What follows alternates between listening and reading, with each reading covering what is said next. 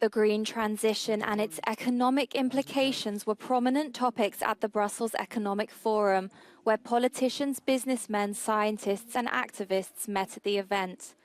The upcoming European elections were also discussed in connection with the green transition, as the topic remains consistently on the political agenda. According to the EU Economic Commissioner, the key to growth is investing in green initiatives because the whole world is moving in the same direction.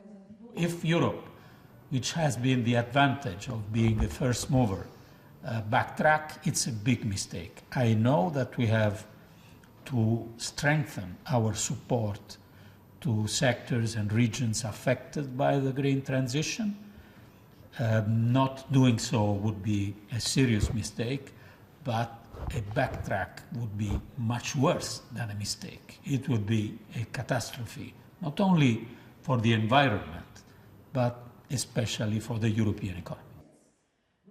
There was a shared consensus that the green transition must ensure fairness, with a particular emphasis on prioritizing the social dimension.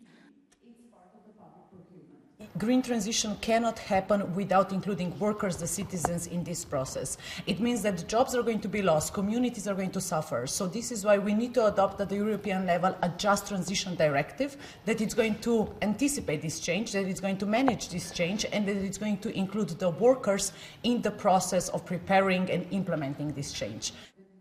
The EU has been criticised for reducing its green transition ambitions due to the movement of agricultural producers. According to a climate activist, this points to a serious shortcoming of the EU. And so the farmers' movement is a great example of how we were not having a holistic vision of what the climate transition is. Climate transition is also part of the CAP. How do we reform the CAP in a way that it's completely in line to the Green Deal? And I believe this is what we need. But far from that, I don't believe that we have to be less ambitious. Activists say that the EU has no more time to lose as climate change will continue. Climate change, especially of